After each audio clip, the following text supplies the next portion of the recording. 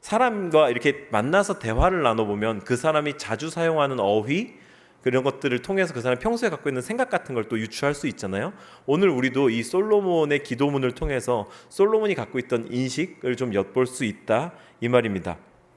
그런데 되게 그냥 아무 생각 없이 이 기도문을 쭉 읽어 내려가 보면 마지막에 딱 맞춰지는 타이밍에 아멘하기 좋게 되어 있죠. 그냥 아무 생각 없이, 아무런 비판 없이 읽어 내려가면 그냥 아멘하고 많은 좋은 기도문 정도로 여겨지게 됩니다.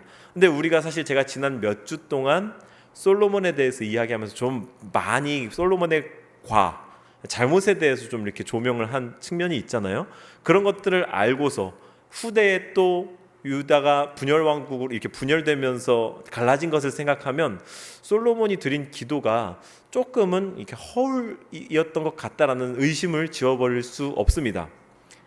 그래서 우리가 애석하게도 솔로몬이 갖고 있었던 이 단점들, 이방 여인들과 통혼하고 이로 인해 유입되는 이방 잡신들을 허용하고 막 금을 쌓아놓고 이 세상의 원리에 따라서 나라를 부국하게 하려고 했던, 강성하게 하려고 했던 그의 어떤 그런 태도들, 하나님께서 하지 말라고 하셨던 것들을 꾸준히 했던 그의 모습들과 이날 이 솔로몬이 드렸던 기도, 이 사이에서 약간의 괴리감이 느껴진다 이거죠.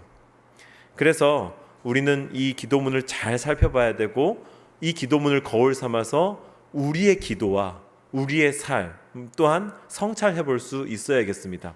생각해 보면 우리도 이렇게 기도라고 하는 시간이 주어지면, 기도할 때 아까도 찬양 가운데 이렇게 함께 기도하자라고 하는 이렇게 멘션을 드렸었는데, 그런 기도의 시간이 주어지면 우리가 어떤 기도를 하게 되나요? 좀 기도라는 것이 막막하게 느껴지기도 하고, 우리는 기도라고 하면은 정형화된 어떤 틀, 어떤 모습, 그리고 심지어는 그런 어휘를 생각하지 않습니까? 신앙적인 어휘들은 따로 있다고 생각을 하죠. 성경책에 많이 나오는 그런 하옵소서. 우리 사실 어른들이랑 이야기를 나눌 때에도 성경책에 나온 어휘는 잘 쓰지 않잖아요. 아무리 우리가 어려운 어른을 만나서 자세를 고쳐놓고 무릎을 꿇고 얘기해도 아버님 진지를 잡수셨나이까 이러지는 않잖아요. 그런데 기도할 때에는 우리가 유독 그런 어휘를 쓰고 그런 모습에 갇히는 것 보면 우리에게 어떤 기도라고 하는 정형이 있다는 거죠. 그래서 우리가 하는 기도의 모습과 기도의 내용과 기도의 어휘들과 우리가 살아가는 평소 우리 삶의 어떤 풍경들과는 약간은 거리가 있다라고 하는 생각을 한다 이 말입니다. 그래서 이 솔로몬의 기도를 우리가 보면서 또한 우리의 기도 생활, 기도 문장, 기도문, 기도의 모습을 돌이켜보면서 하나님께 어떻게 기도드리는 것이 좀 올바른 것인가, 이렇게 좀 생각을 해봐야 한다 이 말이죠. 정리하자면 우리가 그렇게 쓰는 어려운 어휘들, 낯선 단어들은 때때로 우리의 기도가 저 어떤 뭐랄까요, 무당? 굿판의 어떤 주술들과 뭐가 다를까 싶은 의구심을 심하게는 그렇게도 갖게 합니다.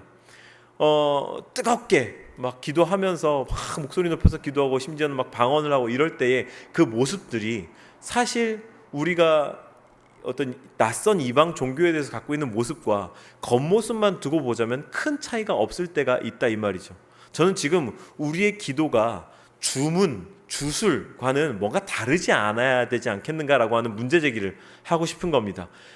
이방 종교를 섬기는 어떤 주술사들, 이런 사람들의 그 주술 행위들 주문과 우리가 참된 하나님을 섬기면서 우리의 입으로 내뱉는 혹은 삶으로 하는 기도 사이에 차이가 있어야 되지 않겠는가, 그 말씀을 드리고 있는 거죠. 그래서 이 솔로몬의 기도를 우리가 바라보면서 솔로몬이 자신의 삶과 후대에 받았던 평가, 성경에 기록된 그의 모습, 그리고 그가 오늘 드린 기도문 사이에서의 간극을 보면서 솔로몬도 어쩌면 좀 훌륭한 기도였지만, 이때 당시엔 진심이었겠지만 이가 드린 기도가 후대에는 조금 허울뿐인 기도처럼 평가받을 수도 있겠다.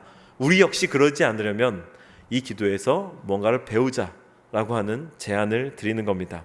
그래서 오늘 저는 설교의 제목을 이렇게 지은 겁니다. 우리의 기도가 주문이 되지 않기 위해.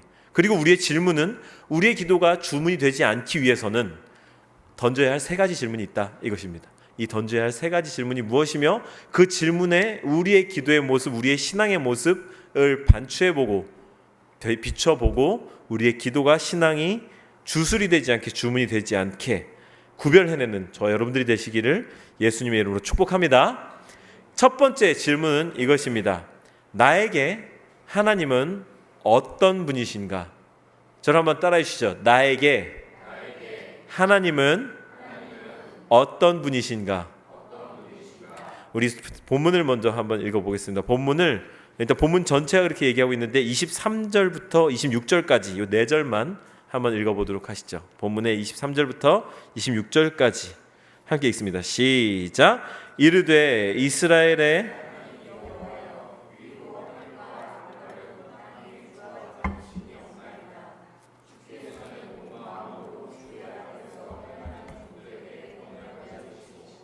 은혜를 베푸시나이다. 주께서 주의 종 내 아버지 다윗에게 하신 말씀이 확실하게 하옵소서. 네, 주의 입으로 말씀하신 것을 손으로 이루심이 오늘과 같으니이다. 이스라엘의 하나님 여호와여, 주께서 주의 종 내 아버지 다윗에게 말씀하시기를 내 자손이 자기 길을 삼가서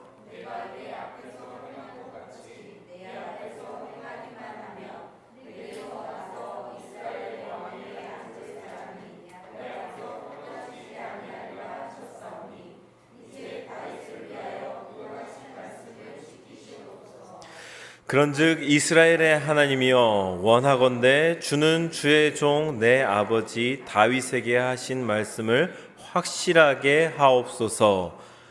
우리가 지금 읽으면서 느끼셨겠지만 솔로몬에게 하나님은 약속을 지키시는 분이라고 하는 이미지가 강하게 있었습니다. 그리고 저도 지금 읽으면서 이렇게 헷갈렸을 정도로 좀 동어 반복 같은 느낌이 있죠. 실제로 계속 반복합니다. 다윗에게 하신 말씀을 지키소서. 다윗의 하나님 약속 지키십시오. 약속 지키십시오. 제가 따져봤더니 23절부터 26절까지 매 절마다 언약을 지키시고 다윗에게 하신 말씀을 지키사 다윗을 위하여 그 하신 말씀을 지키시옵소서. 내 아버지 다윗에게 하신 말씀이 확실하게 하옵소서. 매 절마다 약속 지켜달라, 약속 지켜달라, 약속 지키는 분이다라고 하는 이 문장이 등장합니다.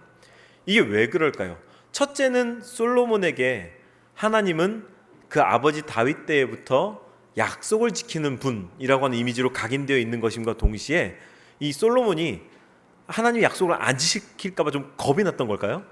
그런데 우리는 좀 정확하게 이해를 하려면 이 열왕기가 어떻게 쓰여진 책인지, 어떤 사람들을 독자로 하는지, 대상으로 하는지 좀 알아야 될 필요가 있습니다.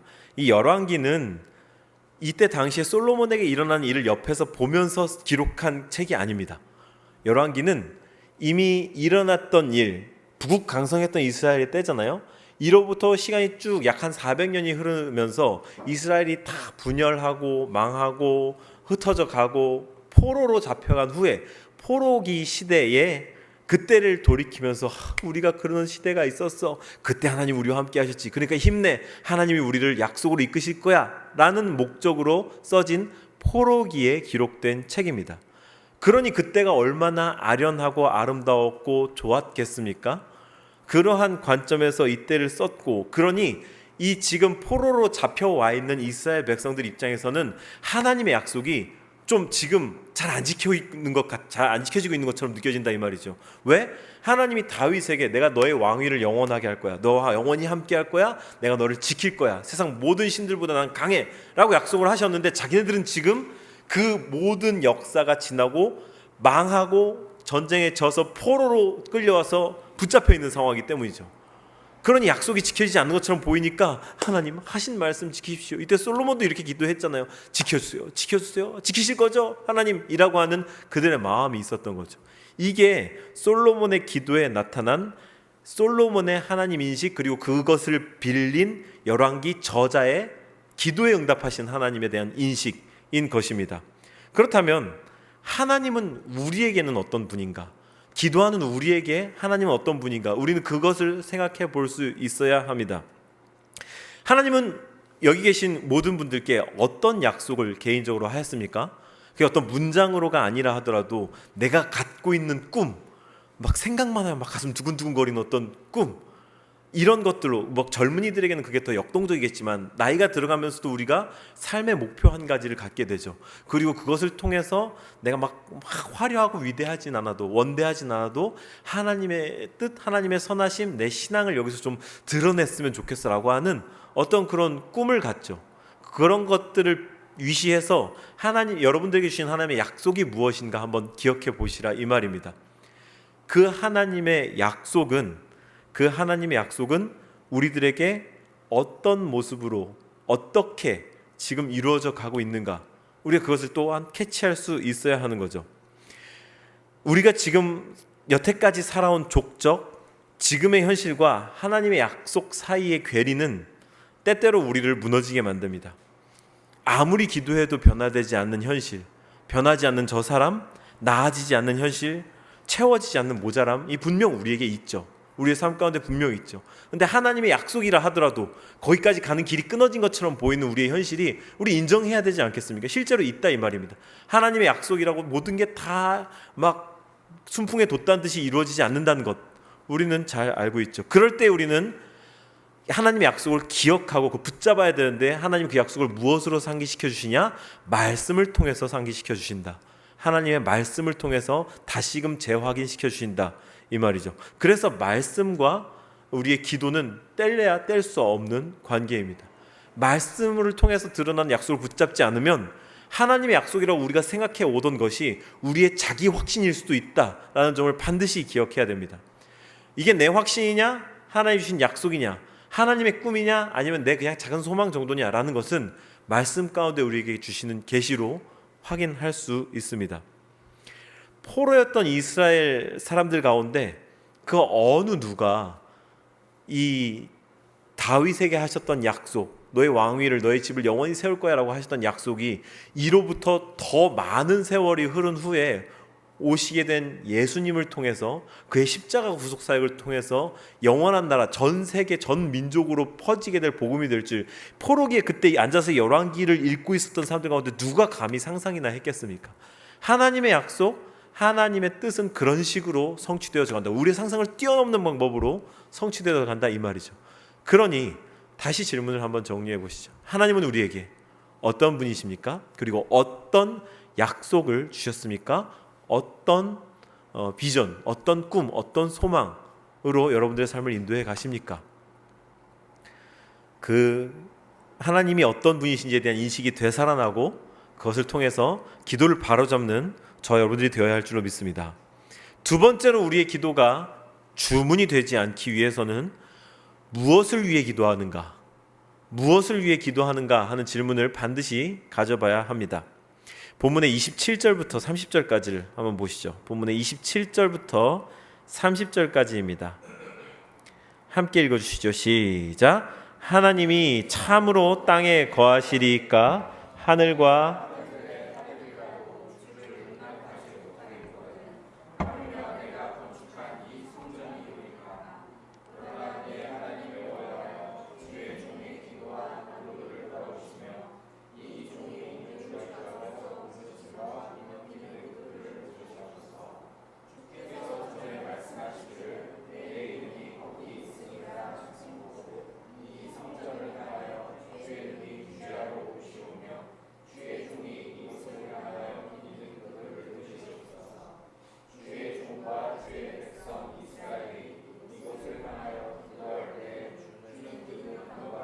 들으시되 주께서 계신 곳 하늘에서 들으시고 들으시사 사하여 주옵소서.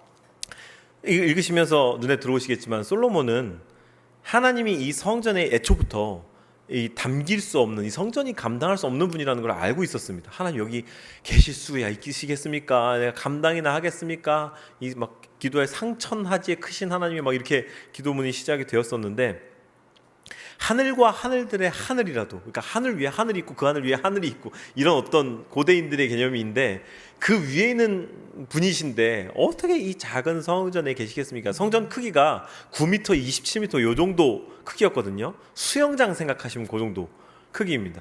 그런데 성전이 커봤자 그만한데, 아무리 화려봤자 고만한 크기 안에 이렇게 금칠해 놓은 정도인데 어떻게 여기 계시겠습니까? 내가 다 압니다. 하지만 그럼에도 불구하고, 그러나 내 하나님 여호와여 주의 종의 기도와 간구를 돌아보시며 이 종이 오늘 주 앞에서 부르짖음과 비는 기도를 들으시옵소서 알고 있는데도 불구하고 이렇게 해놓고 기도하는 이유는 이제 무엇을 위해 기도하는지가 이제 그 다음에 나오죠. 30절에 주의 종과 주의 백성 이스라엘이 이곳을 향하여 기도할 때에 주는 그 간구함을 들으시되, 성전이 애초에 하나님이 계실 수 없다는 건 알지만 우리가 성전을 세운 이유는 백성들이 이곳을 향하여 기도할 때에, 그리고 이곳에서 백성들을 위하여 중보할 때에, 내가 왕의 자격으로 이곳에서 기도할 때에 하나님 들으시고 응답하시기를 원함입니다. 나로 이곳에서 기도하게 하옵소서. 사실 이런 측면에서 엄밀히 말하자면 이때의 성전 또한 하나님을 위함이라기보다는 사실 인간들을 위한이라는 게 더 정확한 표현일 수 있겠습니다. 하나님은 어디든지 계시고 이 세상을 꽉 채우고 계시니까 인간이 집중하게끔 하려고, 인간이 그곳에서 작심하고 하나님을 구하게끔 하려고 둔 곳이 성전의 아주 본래적인 의미였다라고 할 수 있는 거겠죠. 이스라엘 백성들에게는 이 성전이 아주 중요한 의미였습니다. 그런데 이 본래의 뜻, 하나님께서 허용하신 성전의 건축의 의미가 날이 갈수록 퇴색되고 타락되어서 나중에는 우리는 성전이 있으니까, 하나님이 거기 계시니까 우리는 절대로 망하지 않아, 성전은 무너지지 않아 라고 하는 그런 이 성전주의에 빠지게 된 거죠. 그래서 이스라엘 백성들이 성전이 무너졌을 때 엄청난 충격을 받았습니다. 그게 이스라엘 백성들이 갖고 있던 성전에 대한 인식이었는데 본래는 이러했다라는 거죠. 이 성전의 목적, 백성들을 위해 중보하고 이 나라의 대소사를 하나님께 맡겨드리려고 있었던 이 기도의 처소, 하나님의 임재의 처소. 우리가 이것을 보면서 솔로몬의 좀 기특한 면을 볼 수 있어야 됩니다. 솔로몬이 이 본문에 보니까 백성을 위해서 기도하는데 되게 애쓰고 있어요. 그죠? 백성들을 위해, 또는 내 백성이라고 하지 않고 주의 백성들, 하나님 당신의 백성, 주의 백성 이스라엘이 이곳을 향하여 기도할 때에 들으십시오. 이렇게 백성들을 위해서 기도하고 있는 거 보니까 솔로몬의 마음이 이때는 참 백성들을 향해 좀 특심한 마음을 갖고 있었던 것 같습니다. 전 이게 진심이었다고 믿어요. 왜냐, 솔로몬이 처음에 아주 마음이 겸손하고 작았을 때 하나님께서 내가 너에게 뭘 해줄까 구할 때 솔로몬이 뭐라고 했습니까? 백성들의 송사를 잘 구별하기 위해서 듣는 마음을 주십시오라고 백성들을 생각하는 마음이 있었다 이 말이죠. 그러니 이건 솔로몬의 어떤 진심이었을 거라고 저는 믿습니다. 그런데 이 솔로몬이 하나님을 향해 갖고 있는 진심과 백성들 향해 갖고 있는 이 진심과 솔로몬이 취했던 어떤 태도, 이방 신들을 허용하고 정치를 현실적으로만 하고 하나님께 집중하지 않고 현실적인 것들만 가지고 해나갔던 이거 사이에는 지울 수 없는 과거가 분명히 있는 거죠. 그래서 계속해서 강조하지만 솔로몬의 이 명암을 우리는 잘 구별하면서 봐야 합니다. 이제 우리는 우리의 기도가 또 어떤지 한번 이 질문을 우리 스스로에게 던져봐야 할 필요가 있겠습니다. 우리는 무엇을 위해서 기도합니까? 솔로몬은 자신의 백성들을 위해서 기도함이 분명히 있었고 그 백성을 아끼는 마음이 있었습니다. 그런데 우리는 무엇을 위해서 기도하고 있습니까? 우리의 선의라 하더라도, 솔로몬이 그랬던 것처럼 우리의 선의라 하더라도 반드시 하나님 앞에서 그분의 뜻을 물어야 합니다. 선의만 갖고서 하나님이 내 선의를 기뻐하실 거야라고 하는 확신은 자칫 이 잘못된 길로, 자기 확신을 통해서 잘못된 길로 빠지게 할 수도 있습니다. 이걸 잘 들어주셔야 됩니다. 하나님의 일은 동기와 수단, 목적 모두를 살펴야 합니다. 하나님의 일이라고 하는, 하나님의 뜻이라고 하는 목적만 갖고서 모든 수단이 정당화될 수 없습니다. 하나님의 일, 하나님의 뜻, 하나님의 가치라고 하는 목적을 갖는다면 그 수단 또한 하나님의 것이어야 합니다. 불법을 저지르거나 다른 사람을 해치는 종류의 수단으로 하나님의 뜻을 이루어서는 안 됩니다. 이렇게 생각하시죠. 제가 이 땅에 이방 종교가 들어오는 것을 막겠습니다. 하나님의 뜻입니다. 그러면서 나가서 막 타 종교인들을 해치고 다닌다고 생각해 보시죠. 그게 하나님의 뜻, 하나님의 성품에 맞는 일일까요? 그 궁극적인 목적, 우리가 이방 신들을 물러내고 이 백성들을 하나님 앞에 돌아오게 해야 한다라고 하는 대전제는 얼핏 맞을 수 있겠지만 사람을 해치는 종류의 수단은 옳지 않다 이거죠. 우리는 그런 종류의, 제가 되게 비약한 이런 종류의 논리를 우리 삶에 대입시켜 볼 수 있어야겠습니다. 너무 많은 케이스가 있어서 실제적인 예를 들기 어렵겠지만 이 작은 교회가 하나님 나라를 세워감에 있어서 갖고 있는 몇 가지 이 작은 원칙들은요, 지난주에 드렸던 어떤 그런 말씀들과도 일맥상통한데, 이 불법과 편법 이러한 것들은 이 교회의 운영에 영향을 미쳐서는 안 된다라고 하는 생각입니다. 그런 것들이 있을 수 있거든요. 근데 또 정말 어렵더라고요. 세상이 그런 원리 속에 돌아가는 부분이 참 많더라고요. 근데 그것을 자각하게 되게 된 때에, 또는 그런 것들이 이 교회의 어떤 존립에 영향을 미치게 되는 때는 과감히 버려야 한다고 생각을 합니다. 그런 지금 제 케이스를 말씀을 드리느라 되게 투미하게 말씀을 드리는데, 여러분들의 삶에는 어떤 것이 있습니까? 그리고 이게 기도와 무슨 상관이 있습니까? 우리가 기도하는 동기와 목적, 수단을 생각을 할 때에 우리의 기도의 제목들이 아주 많은 때에 우리의 탐욕, 또는 탐욕이라고 얘기하면 좀 너무 막 악한 것 같고, 되게 우리의 작은 소망 이런 거일 때가 많죠. 근데 그게 과연 하나님의 뜻인가? 하나님께서 원하시는 것인가? 그리고 내 주변 이웃들을 이롭게 하는가? 유익하게 하는가? 하는 그 모든 동기와 수단, 목적을 살펴야 한다라는 말이죠. 하고 싶은 얘기가 너무 많다 보니까 스스로 얘기하면서 되게 어려워지는 함정에 빠지고 있는데, 여기서 빨리 빠져나가서 그래서 우리가 이 질문을 또 스스로에게 던져보았으면 좋겠습니다. 무엇을 위해 기도하는가? 그 기도의 동기, 수단, 목적을 함께 살피자 라고 하는 짧은 한 문장을 15분에 걸쳐서 지금 장장 길게 말씀을 드렸네요. 마지막으로 우리의 기도가 주문이 되지 않기 위해서는 우리는 나는 어떻게 살고 있는가 라고 하는 질문을 던져봐야 합니다. 나는 어떻게 살고 있는가? 25절 함께 한번 보실까요? 이스라엘의 하나님 여호와여, 주께서 주의 종 내 아버지 다윗에게 말씀하시기를 내 자손이 자기 길을 삼가서 네가 내 앞에서 행한 것 같이 내 앞에서 행하기만 하면 내게서 나서 이스라엘의 왕위에 앉을 사람이 내 앞에서 끊어지지 아니하리라 하셨사오니 이제 다윗을 위하여 그 하신 말씀을 지키시옵소서. 지금 솔로몬의 입에서 나온 문장입니다. 다윗에게 이렇게 약속하셨고 내 아버지 다윗에게 약속하셨고, 그 앞에 다윗처럼 내 앞에서 행한 것 같이 그러니까 다윗이 행한 것 같이 내 앞에서 행하기만 하면 나는 그 왕위가 끊어지지 않게 할 거야 라고 말씀하셨으니까 약속 좀 지켜주세요 라고 이야기를 하는 거죠. 제가 여기서 꼬집고 싶은 건 무엇이냐? 알고 있는 사람이 그랬냐? 라고 좀 이렇게 물어보고 싶은 거죠. 너 다 알면서 그러냐? 라고 하는, 무슨 말이냐면요, 계속 제가 좀 약간 안티 솔로몬인 것 같아서 죄송한데, 솔로몬은 분명히 훌륭한 인물입니다. 훌륭한 면에 본받아야 할 게 있고, 다만 계속해서 지금 그 부정적인 측면을 좀 조명함으로 우리가 인사이트를 얻자라고 하는 의도가 있다는 것을 다시 한번 양해의 말씀을 구하면서, 어렵사리 뿌리 뽑고 하나가 된 이스라엘에 다시 우상 숭배의 씨앗을 뿌리고 그것을 끌고 들어왔다는 과가 분명히 매우 큽니다, 솔로몬에게는. 그래서 그 솔로몬이 몰랐을까? 아닙니다. 솔로몬은 이 세상 가장 지혜로운 왕이었고, 오늘 자기 기도가 얘기하고 있지 않습니까? 다윗처럼 하기만 하면 왕위가 끊어지지 않을 거야. 그런데 다윗처럼 행한다는 게 어떤 것이냐? 성경이 되게 분명하게 말해주고 있는데요, 신명기 17장 함께 한번 찾아보실까요? 이제 앞으로 넘어가시면요, 창세기, 출애굽기, 레위기, 민수기, 신명기 해서 신명기 17장 있습니다. 약어로 신 되어 있고요, 창출래 민신 있죠. 신명기 17장 14절부터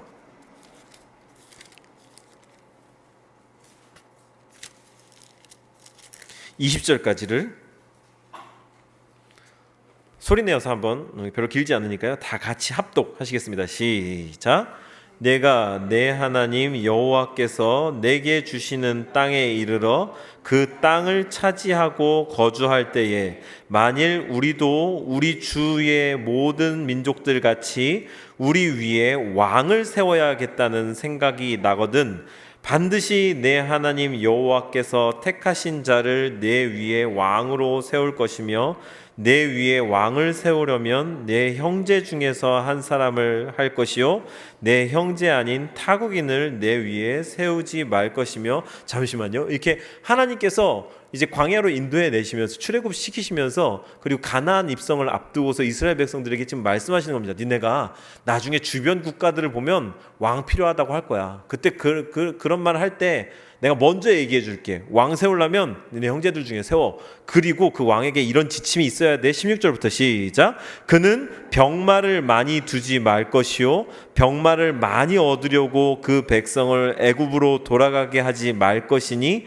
이는 여호와께서 너희에게 이르시기를 너희가 이후에는 그 길로 다시 돌아가지 말 것이라 하셨음이며 그에게 아내를 많이 두어 그의 마음이 미혹되게 하지 말 것이며 자기를 위하여 은금을 많이 쌓지 말 것이니라. 그죠? 다 지금 솔로몬이 우리가 읽었던 열왕기에서 솔로몬을 묘사한, 이제 다음 주에 다루겠습니다만, 솔로몬이 어떠했는가를 다루는 본문들을 보면 여기에 나와 있는 내용들이 그대로 있었다는 걸 성경이 증언합니다. 성경이 왜 그런 말을 써놨겠습니까? 이걸 안 지켰다는 말입니다. 그러니 제가 안티 솔로몬이 되지 않고 백일 수가 있겠습니까? 아내를 많이 두지, 병마를 많이 두지 말아라 했는데 병마가 많다고 이제 다음 주 본문에 나옵니다. 또 애굽으로 돌아가지 말아라. 이게 애굽으로 가는 길을 가지 말라는 게 아니잖아요. 애굽의 그 신들을 섬겼던 그 행위로 돌아가지 말라는 건데, 첫 절부터 3장 첫 절부터 그렇게 말했잖아요. 애굽의 공주, 이집트의 공주를 데려다가 왕비로 삼아서 안방에다 앉혀놓지 않았습니까? 성전 짓고 솔로몬의 왕궁 지으면서 솔로몬의 왕궁보다 더 깊은 처소에다가 이집트의 공주의 방을 더 크게 지어놨어요. 더 화려하게 지어놨다 이 말이죠. 그 정도로 이 이집트의 발전한 문물, 기술, 군사력, 나라의 국력 이런 것들을 솔로몬이 되게 의지했었습니다. 근데 하지 말라고 되어 있죠. 그리고 아내를 많이 두어 그의 마음이 미혹되게 하지 말 것이며, 솔로몬의 궁녀는 후궁이 700명, 첩이 300명.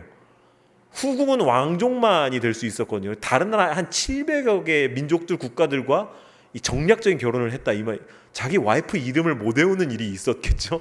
네가 누구더라, 번호로 매겼으니까 713번 번호로 매겼을 수도 있겠다는 생각이 들어요. 어쨌든 1000명이나 되는 후궁들을 거느리는. 근데 여기에 나오잖아요. 아내를 많이 두어 마음이 미혹되게 하지 말라, 은금을 많이 쌓지 말라. 솔로몬 시대 때 은금은 땅에 굴러다녔습니다. 예, 그 정도로 화려했다 이 말이죠. 18절 있습니다. 시작. 그가 왕위에 오르거든 이 율법서의 등사본을 레위 사람 제사장 앞에서 책에 기록하여 평생에 자기 옆에 두고 읽어 그의 하나님 여호와 경외하기를 배우며 이 율법의 모든 말과 이 규례를 지켜 행할 것이라. 그리하면 그의 마음이 그의 형제 위에 교만하지 아니하고 이 명령에서 떠나 좌로나 우로나 치우치지 아니하리니 이스라엘 중에서 그와 그의 자손이 왕위에 있는 날이 장구하리라. 그와 그의 자손이 왕위에 있는 날 장구하리. 누구한테 하는 말입니까? 다윗입니다. 그런데 똑같은 약속, 하나님이 그렇게 약속하셨으니까 약속 지키세요 라고 하는 솔로몬과 실제로 1000명이나 첩을 거느리고 이집트에 기대고 병거를 많이 두었던 솔로몬의 삶 사이에는 아주 큰 간극이 있었다. 그래서 제가 안티 솔로몬이다 계속 말씀을 드리고 있는 거죠. 그래서 우리에게 마지막 질문이 이건 겁니다. 나는 어떻게 살고 있는가? 기도하는 우리의 기도 모습과 기도 문장과 그리고 살아가는 우리의 삶과 이 솔로몬의 기도문을 쭉 읽으면 어쩜 이렇게 열심히 잘 기도하는지, 청산유수처럼 막 멋지게 기도하잖아요. 여기에 정신 놓고 아멘 하다 보면 솔로몬이 어떤 사람이었는지를 잊어버릴 정도로 기도문은 유려합니다. 우리는 어떻습니까? 우리가 기도할 때 기도 자리에서 여러분들 개개인이 어떠신지 저는 잘 모릅니다. 여러분들 제가 이 자리에 모시고 대표 기도를 부탁드리거나 이런 적이 없어서 그런지 몰라도 어떻게 기도하시는지 잘 모릅니다. 다만 더 확대해서 해석하자면 우리의 신앙의 모습과 신앙으로 비춰지는 모습과 우리의 삶 가오 사이의 이 괴리는 얼마나 멉니까? 그리고 얼마나 좁히려고 애를 쓰고 계십니까? 우리는 솔로몬을 보아서 알았습니다. 이 삶과 기도 사이에 이만한 간극이 있을 수 있다는 것. 이 위대했던 왕도 말로는 그렇게 기도하고 다 알고 있으면서도 그렇게 하지 않을 수 있었다는 것. 왕이니까 더 많은 것들이 걸려 있으니까 솔로몬이 몸을 한번 트는 것으로도 국제 정세가 바뀔 수 있었을 것입니다. 그러니 그동안 줄곧 이렇게 후궁도 이렇게 드리고 돈도 이렇게 벌고 막 이런 식으로 정치하다가 이걸 어느 순간 깨달았다 하더라도 하나님이 나한테 원하시는 게 이게 아니구나, 내가 돌이켜야겠구나라는 걸 깨달았다 하더라도 돌이키기 어려웠을 것입니다. 우리가 치러야 할 대가보다 아주 비교할 수 없을 만큼 큰 대가를 치러야 방향을 바꿀 수 있었겠죠. 그래서 바꿀 수 없었을 수도 있겠다라고 하는 과한 상상까지도 해봅니다. 그런데 우리도 우리 삶에서 방향을 바꾸려면 적지 않은 대가들을 지불하고 치러야 하죠. 믿지 않는 이들, 찾는 이들에게는 주일날 교회에 나오는 새로운 생활 패턴 하나를 더 갖는 것이 아주 많은 대가를 지불하는 것일 수도 있습니다. 우리는 그들의 그러함을 인정하고 이해해줘야 할 필요가 있습니다. 우리도 그 연장선상에서 요만큼 신앙생활은 하지만 이보다 더 예수님의 말씀을 역동적으로 살아내기 위해서 얼마나 더 큰 대가를 치러내야 할 것인가, 그것이 우리에게 부담으로 다가올 수 있죠. 그런데 그게 우리 삶과 기도 사이의 간극을 보여주는 것이라면 우리는 기도와 삶이 일치되게 하기 위해 어떻게 해야 하겠습니까?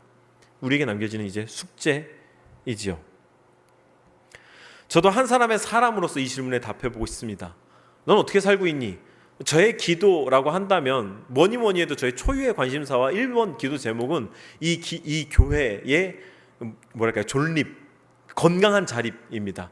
이 교회가 하나의 교회로서 그저 생존하려고 막 근근히 막 이렇게 막 신경을 곤두세우고 이렇게 있는 게 아니라 건강하게 자립해서 하나의 공동체로서 이 땅 가운데 하나님의 뜻을 정말 당차고 대범하게 이렇게 선포하고 행해 나가는 그런 교회로 세워지는 게 지금 저의 초유의 관심사입니다. 다행하고 너무너무 감사하게도 이 자리에 앉아 계신 여러분들이 그 기도의 응답으로 계셔 주셔서 저는 정말 누구보다 감사한 그런 마음입니다. 하지만 또한 그와 동시에 하나의 공동체로서는 아직 숙제가 많이 남아있죠.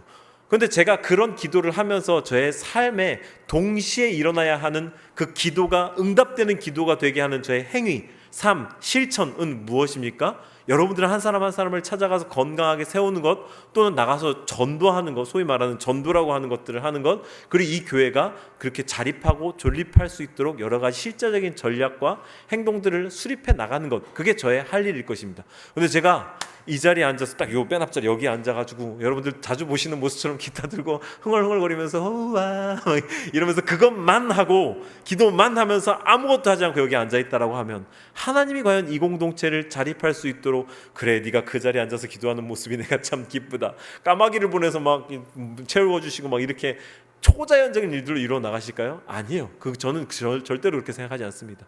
제가 이 교회의 목자됨으로써 감당해야 될 사역이 분명히 있습니다.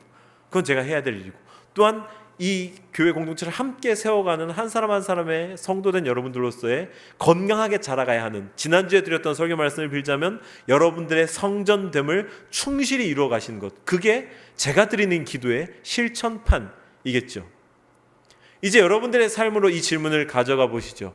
여러분들의 삶에 나는 어떻게 살아가고 있는가? 기도를 드리고서 어떻게 살아가고 있는가? 이것은 어떻게 적용되어집니까? 이제 저는 설교를 마치려고 합니다. 이 세 가지 질문을 총망라해서 여러분들의 삶 가운데에 대입해 보시죠. 첫 번째 질문이 무엇이었습니까? 하나님은 어떤 분이신가? 저를 한번 따라해 주시죠. 하나님은 어떤 분이신가? 두 번째는요, 무엇 읽어주시죠. 시작. 세 번째는요, 하나님이 어떤 분이시며 그 어떤 분이시라는 인식을 가지고 기도할 때 내가 무엇을 위해 기도하며 그 기도의 동기와 목적과 수단은 또한 어떻게 되며, 마지막으로 나는 그 기도한 사람으로서 어떻게 살고 있는가. 이 세 가지 질문, 우리는 이미 솔로몬의 삶의 결론을 알고 있는 사람들로서 이 성경이라고 하는 책을 접하는 3인칭 전지적 독자 시점으로서 이 솔로몬의 삶의 열매 결과를 알고 있죠. 그렇다면 이제 그것을 하나님이 우리의 삶을 바라보시는 3인칭이자 우리와 늘 함께 하시는 전지적 주님 시점에서 우리가 이러한 마음을 가지고 이러한 질문들을 던지면서 우리 기도를 건강하게 세워나갈 때 하나님은 우리의 삶을 그냥 단순히 이 세상 여러 일어났다 사그러지는 일들 가운데 하나로 두지 않으실 것이고 주님의 사역의 파트너로 위대하게 사용하실 것입니다. 우리의 기도가 주문과 다른 점이 있다면 바로 이 마지막 삶이라는 것에서 방점을 찍어야 할 것입니다. 기도가 그냥 입에서 맴도는 익숙한 문장들의 나열이 되지 않도록, 저 이방 종교들의 주술사들의 주문이 되지 않도록, 그래서 하나님의 나라를 이 땅 가운데 이끌어내고 살아내는 저와 여러분들이 되기를 바라서 오늘 이 말씀을 드렸습니다. 함께 우리 마지막에 드렸던 찬양 들으시고, 제가 드렸던 당부의 말씀처럼 우리 삶이 한 사람 한 사람이 성전으로 온전하게 세워지기를, 주님의 처소로 온전하게 세워지기를 또한 우리가 이렇게 기도하는 사람들이 되어지기를 주 앞에 간절히 간구하며 이렇게 기도드리고 예배의 모든 순서를 정리하도록 하겠습니다.